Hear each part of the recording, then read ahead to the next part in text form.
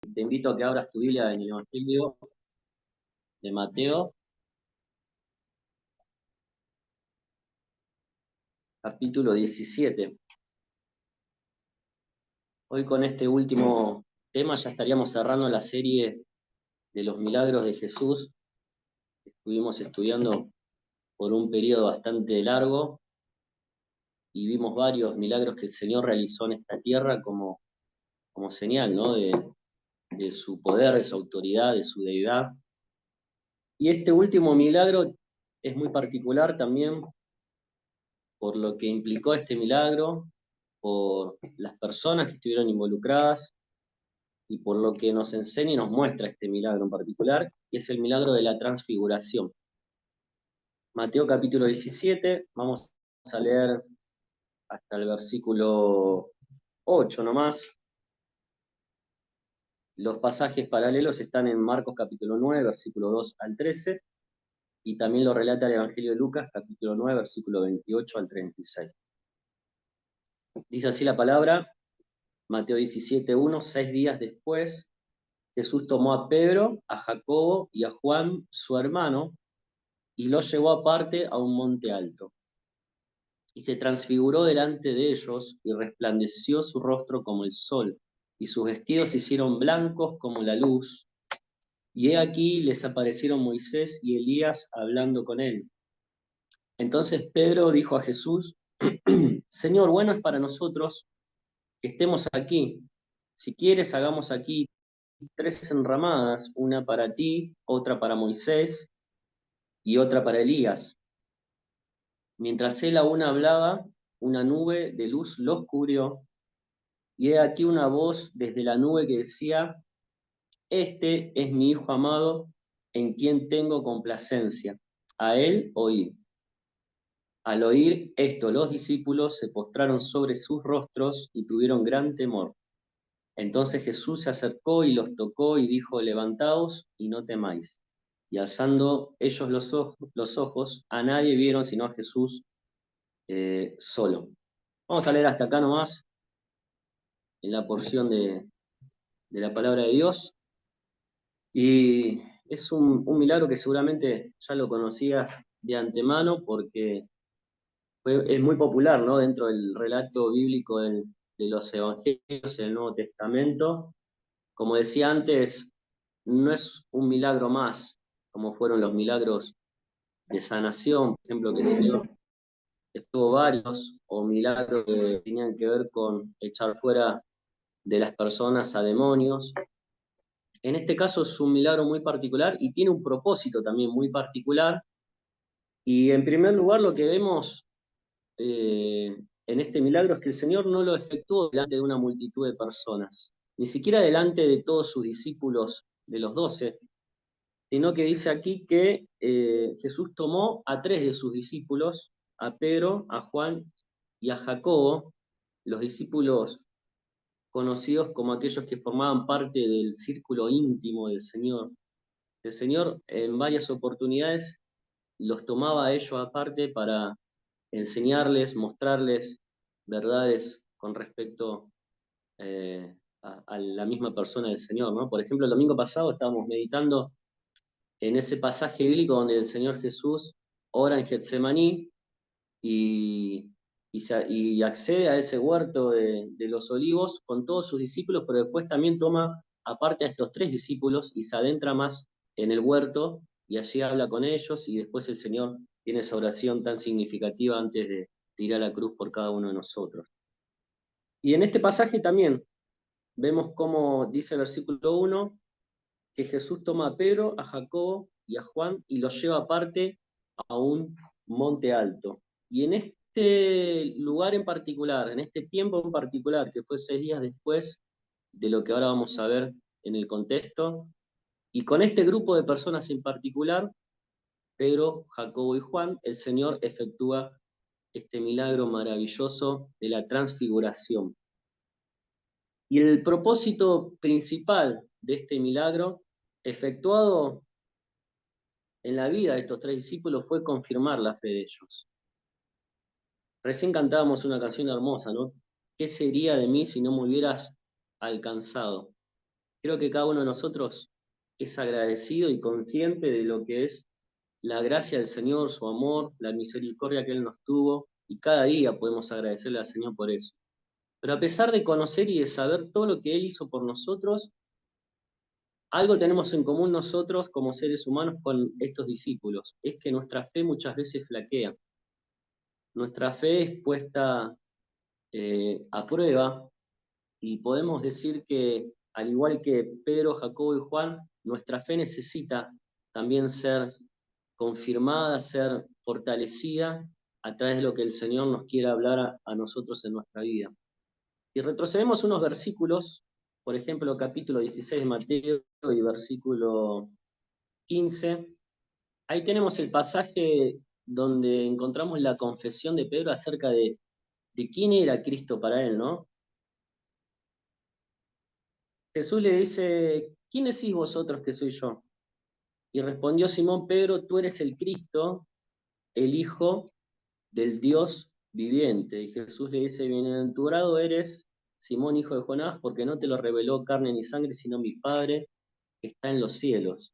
Ya con esta pregunta que el Señor le hace a sus discípulos, y que vemos acá en las palabras de Pedro, la voz por ahí representativa de los discípulos, era el que siempre iba adelante y se animaba a hablar, vemos como el Señor también ya desde ese momento necesitaba eh, confirmar, fortalecer la fe de los discípulos acerca de quién era el Señor Jesucristo para ellos. Y si seguimos leyendo unos versículos más adelante, a partir del versículo 21, Jesús les anuncia la necesidad de que Él tenía que morir en la cruz por los pecados de toda la humanidad.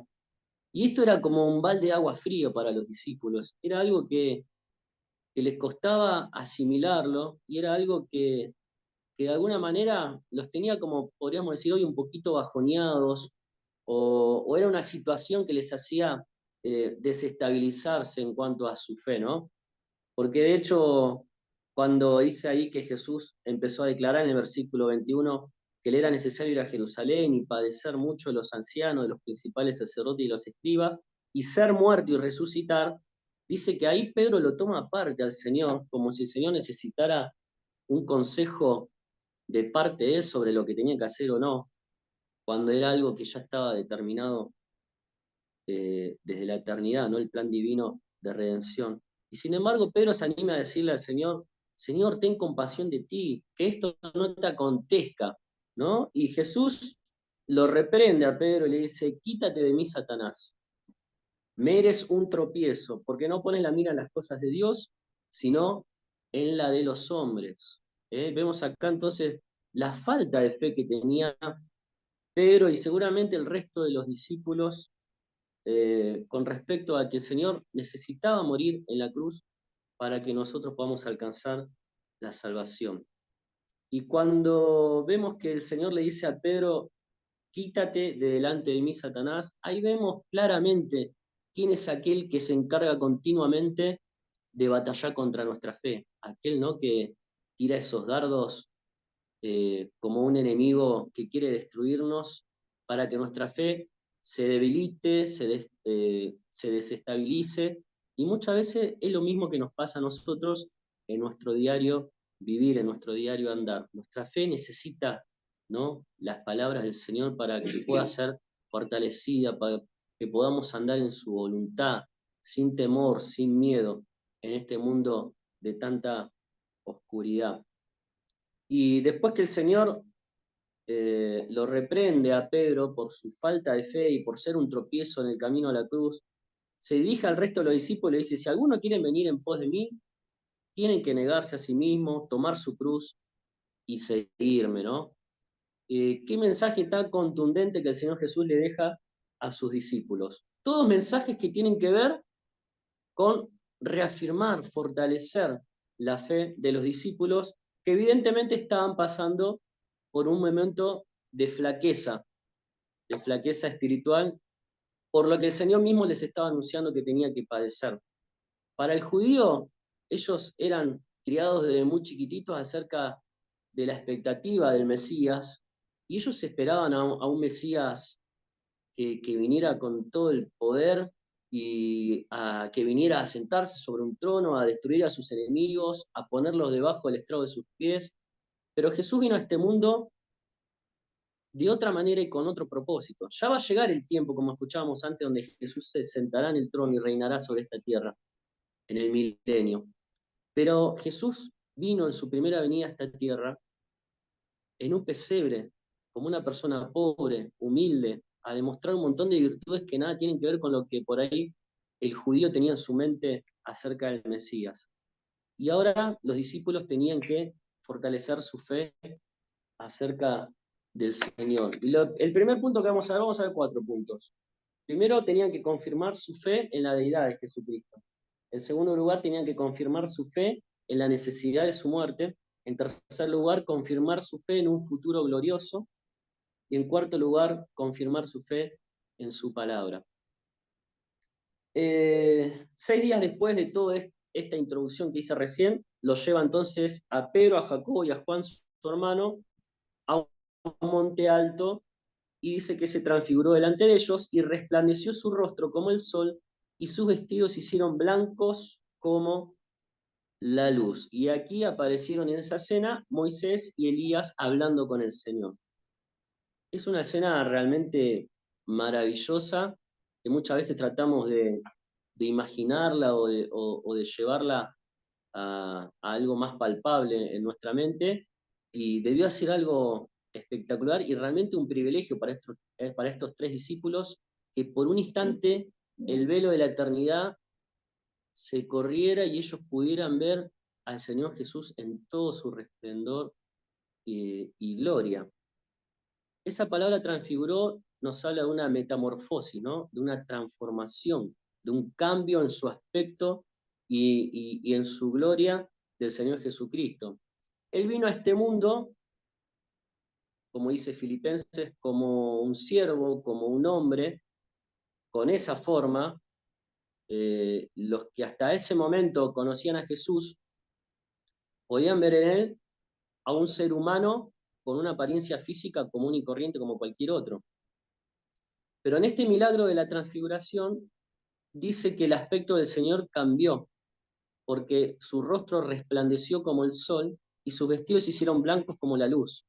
Si vamos a Apocalipsis también tenemos la visión que Dios le permite tener al apóstol Juan acerca del Señor Jesucristo, y lo ve de una manera similar, ¿no? Y esto nos habla de cómo va a ser el Señor cuando venga a reinar a este mundo y cómo va a ser por la eternidad. Va a ser su apariencia la que tuvo como hombre, pero de una manera diferente, porque vamos a poder ver una revelación especial de su majestad divina. Un rostro que resplandece como el sol, unos vestidos que se hacen blancos como, como la luz.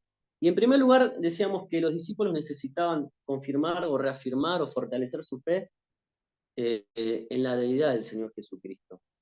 Ellos hasta ahora tenían el mensaje de que el Señor iba a padecer, iba a ser entregado por los principales ancianos de los judíos, iba a ser crucificado, iba a morir, y el Señor le dijo que iba a resucitar.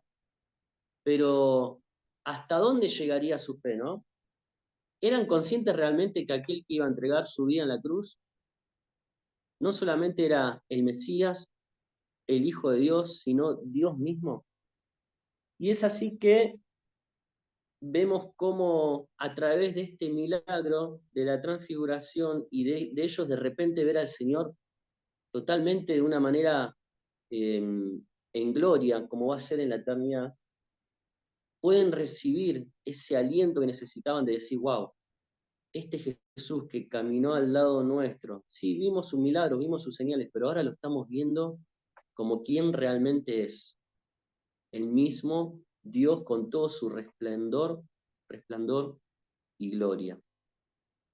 Y muy pocas personas tuvieron el privilegio de ver estos destellos de gloria o de la presencia de Dios o de manifestaciones espectaculares como esta. Podríamos pensar Moisés allí en el monte Oreb con la zarza que ardía y Dios le habla a través de ella. Podríamos pensar en un Eliseo que caminaba junto a Elías y de repente tiene esta experiencia de ver como un carro y unos caballos de fuego arrebatan a Elías y se lo llevan hasta la misma presencia de Dios. Pero no son muchos más, son contados con los dedos las personas que reciben esta visión de parte del Señor. No fue una visión, más bien dicho, fue algo real y palpable que pudieron ver en aquel monte de cómo el Señor se transfigura, cambia su aspecto y lo ven en toda su gloria. Entonces seguramente esto fue muy importante para ellos y para todo lo que iban a enfrentar después, porque ahora sí su fe, después de esta experiencia, se veía fortalecida en la deidad del Señor. En segundo lugar, necesitaban confirmar su fe en la necesidad de la muerte de Jesús. Y vemos acá que dice que aparecía Moisés y Elías hablando con él. ¿Qué era lo que estaban hablando? Si usted ve en el pasaje de Lucas 9:31, dice que hablaron con el Señor acerca de su salida que había de cumplirse en Jerusalén. ¿Sí? De lo que estaban hablando Moisés y Elías con el Señor Jesucristo, era de lo que el Señor tenía que enfrentar dentro de no mucho tiempo, que era ir a Jerusalén, ser entregado, ser azotado, torturado y después morir en esa cruz dolorosa y de vergüenza por cada uno de nosotros. Todo esto estaban hablando. Uno le gustaría no poder tener las palabras exactas de lo que habrán hablado en ese momento. Se nos da una más como un indicio, una pista. Dice que hablaban de su salida que había de cumplirse en Jerusalén, dice Lucas 9:31. Es decir, estaban hablando de la muerte y de la resurrección del Señor Jesucristo. Y esto es lo que tenían que aprender estos tres discípulos, Pedro, Jacobo y Juan, que era necesario que Jesús, el Hijo de Dios, aquel que lo estaban viendo en todo su esplendor y gloria, muriera como el peor de los malhechores en una cruz, que se humillara hasta la muerte y muerte de cruz por amor de toda la humanidad que necesitaba ser alcanzada y salvada. Ellos como judíos tenían en su mente el concepto del cordero que era sacrificado y su sangre servía como libación por el pecado de las personas, ¿no? Si uno va a Éxodo capítulo 2, versículo 21 al 23, ya la historia del pueblo de Israel en Egipto, cuando Dios le dice que tenían que sacrificar un cordero y con su sangre pintar los marcos, los dinteles y las columnas de las puertas para que tuvieran salvación en esa noche de muerte. O sea que era un concepto que ya ellos conocían. Cuando Juan el Bautista ve al Señor Jesús acercarse a ese lugar donde él, en el río Jordán, donde estaba bautizando, ¿cuál fue la declaración de Juan el Bautista? He aquí el Cordero de Dios que quita el pecado del mundo. Si vamos al Nuevo Testamento, el apóstol Pedro dice en capítulo 1, versículo 18, que Él nos salvó no con oro y plata, sino con la sangre preciosa de Cristo como un cordero sin mancha. Es decir, que ahora, al escuchar esa charla que Moisés y Elías tenían con el Señor acerca de su muerte y resurrección, ellos estaban fortaleciendo su fe y entendiendo que era necesario que Jesucristo muriera en la cruz por cada uno de nosotros, ¿no? Y no solamente eso, sino que Él iba a resucitar y que iba a venir un día en que iba a tomar a los suyos, a arrebatarlos para estar con Él en toda la eternidad. Esto lo vemos en 1 Tesalonicenses 4:16, ¿no? Cuando dice que el Señor mismo descenderá y vendrá a buscar a los suyos y para encontrarnos con Él en las nubes, ¿no? Que se escuchará como una trompeta de Dios y los muertos en Cristo resucitarán primero, y luego los que estén vivos en ese momento serán también arrebatados para estar con el Señor. Entonces, en primer lugar, estos tres discípulos, al ver el milagro de la transfiguración, fortalecieron su fe en entender que el que estaba ahí era Dios mismo. En segundo lugar, cuando escuchan la charla de Moisés y Elías con el Señor Jesucristo, estaban fortaleciendo su fe, entendiendo que era necesario que Jesús muriera por ellos. En tercer lugar, esto les sirvió para confirmar su fe en un futuro glorioso. ¿Por qué? ¿Por qué esto nos lleva a un futuro de gloria? Y bueno, porque Moisés y Elías habían partido de este mundo hacía muchos siglos antes, ¿no? Y ahora ellos los estaban viendo ahí, podríamos decir, vivitos y coleando. Y esto, me imagino que los habrá sorprendido en gran manera, pero también fue un motivo de alentar su fe en decir, wow, es verdad que los que pasan a muerte van a vivir por toda la eternidad, los fieles del Antiguo Testamento, los de esta era que han creído y se han abrazado a la gracia de Dios. Y nosotros al leer esto también nos tiene que llenar de gozo, fortalecer nuestra fe en un futuro glorioso que vamos a tener nosotros también. Elías y Moisés aparecen ahí hablando con el Señor, cuando habían muerto hacía siglos atrás. Esto debió fortalecer y confirmar su fe. Eh, y cada uno de nosotros también tenemos que estar gozosos hoy de saber que como creyentes en Cristo vamos a disfrutar de una gloria venidera. Y seguramente vamos a ver también a Moisés, a Elías, a Abraham, a Pedro, a Pablo, a, a nuestros seres queridos que han muerto en Cristo. Y esto nos tiene que realmente alentar, confirmar nuestra fe para saber de que un día vamos a estar con el Señor en gloria. Romanos 8, 18.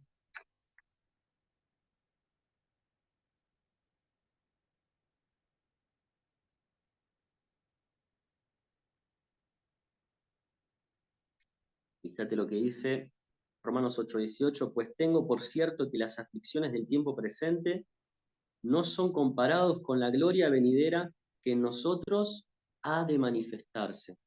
Seguramente los discípulos habían enfrentado y iban a enfrentar aún más después de la muerte del Señor un montón de pruebas, de padecimientos, pero vivir cada día pensando en que los padecimientos que podamos vivir en este mundo no son nada comparados con la gloria que vamos a tener un día, es algo que alienta nuestra fe. Porque dice, tengo cierto que las aflicciones de este tiempo no son comparables con la gloria venidera que en nosotros ha de manifestarse.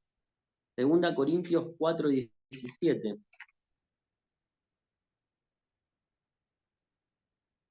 Porque esta leve tribulación momentánea produce en nosotros un cada vez más excelente y eterno peso de gloria. Sí, vos y yo podemos padecer un montón de pruebas en esta vida, pero tener esa esperanza y esa fe, esa certeza de que un día vamos a estar en gloria con el Señor es algo que realmente alienta nuestra fe. Y otro pasaje más podemos ver también en Colosenses capítulo 3, versículo 4.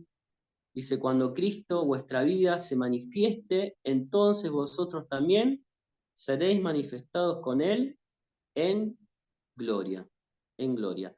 Lo que Pedro, Juan y Jacobo pudieron ver es un anticipo de lo que vamos a experimentar todos aquellos que hemos depositado nuestra fe en Jesucristo como nuestro Señor y Salvador.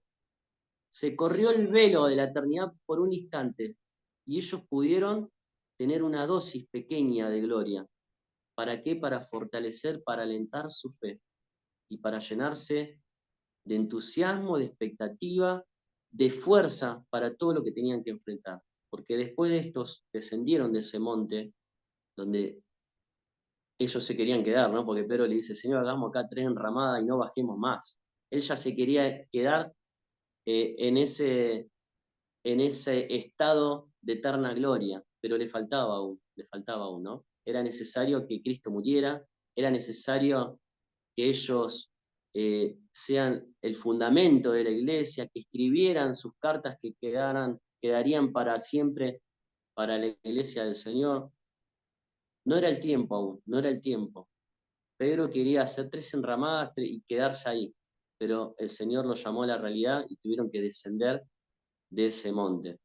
¿Qué vieron cuando descendieron? Al resto de los discípulos que no habían podido sacar a un demonio, y el Señor los reprende y le dice, incrédulo, ¿hasta cuándo voy a tener que estar con ustedes? ¿No? Bajaron al llano, a la realidad que vivimos cada uno de nosotros, ¿no? Con nuestras flaquezas, con nuestra falta de fe. Pero por un instante ellos estuvieron en lo alto disfrutando de la gloria del Señor que un día todos vamos a disfrutar. Y en cuarto lugar, y para terminar, Estos 3 discípulos, con este milagro del que fueron testigos, confirmaron su fe en su palabra, porque dice ahí en Mateo capítulo 17, volvemos al pasaje central, mientras él aún hablaba, versículo 5, una nube, la Shekinah, ¿no? La nube de la presencia de Dios que también aparecía en el Antiguo Testamento, los cubrió, y aquí una voz desde la nube que decía, este es mi Hijo amado en quien tengo complacencia, a él oíd. Y al oír esto los discípulos se postraron sobre sus rostros y tuvieron gran temor, y Jesús les dijo, levantaos, no temáis. Este episodio les sirvió a ellos también para confirmar la autoridad de la palabra del Señor, ¿no? Porque el mismo Dios, desde una nube, desde su presencia, la Shekinah, le dice a él oír. ¿Qué le estaba diciendo?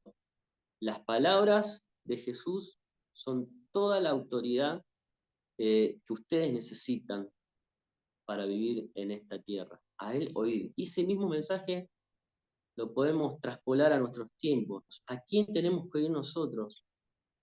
¿En quién tenemos que tener fe? En la palabra de Cristo. Dice, este es mi Hijo amado, a él oír. No era un simple siervo más como lo eran Moisés o Elías, ¿no?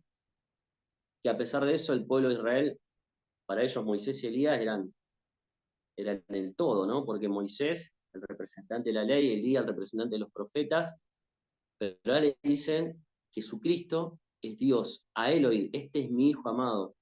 Y esto nos habla de la autoridad de la palabra del Señor. El Señor había hablado de su muerte, había hablado de su resurrección, había hablado de venir con gloria y poder para establecer su reino. Todas estas promesas, algunas se cumplieron y otras se cumplirán. Que nuestra fe no decaiga y que podamos confiar en las palabras del Señor. Como dice Hebreos capítulo 1,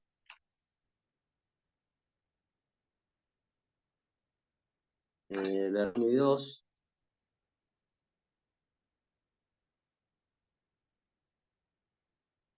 Dios habiendo hablado muchas veces, de muchas maneras en los padres profetas, en estos 3 días nos ha hablado por quién, por el Hijo, por Jesucristo, a quien constituyó heredero de todo y por quien asimismo hizo el universo. Dios nos habla en este tiempo a través de su Hijo. Y así como esa voz que se escuchó desde el cielo le decía a los discípulos, a él oír, ese mismo mandato viene para nosotros. Al Señor Jesús tenemos que oír y tenemos que obedecer y tenemos que seguir y tenemos que confiar en sus promesas. Yo no sé cómo se encuentra nuestra fe hoy en día. Seguramente hemos experimentado momentos de mayor fe, de menor fe, a veces como una montaña rusa, ¿no? Nuestra fe se mueve. Y esto se debe a nuestra naturaleza caída, que muchas veces dejamos leer su palabra, de orar, de confiar en las promesas del Señor. A veces nos golpean las dificultades de esta vida, las pruebas y circunstancias adversas. No nos avergoncemos, porque a los discípulos les pasaba exactamente lo mismo. Lo importante es que el Señor hoy nos alienta a través de este pasaje, de este milagro, a poder reafirmar una vez más nuestra fe en Él, nuestra fe en su deidad, nuestra fe, eh, bueno, en este caso la muerte del Señor ya fue un hecho, ¿no? Pero en ese momento todavía no había pasado y los discípulos necesitaban entender que Jesús tenía que morir, pero sí nuestra fe en un futuro de gloria. Podemos pasar un montón de cosas en esta tierra, pero nada se compara, como leíamos antes ahí en Romanos, con la eternidad de gloria que vamos a vivir con el Señor. Y a confirmar también nuestra fe en su palabra, a Él oír. Que cada día podamos aferrarnos a la palabra del Señor, confiar en Él, fortalecernos en ella, confiar en sus promesas, que el Señor nunca nos ha fallado ni nos fallará. Que el Señor bendiga su palabra y que realmente estos sean un motivo de gozo para nosotros, ¿no?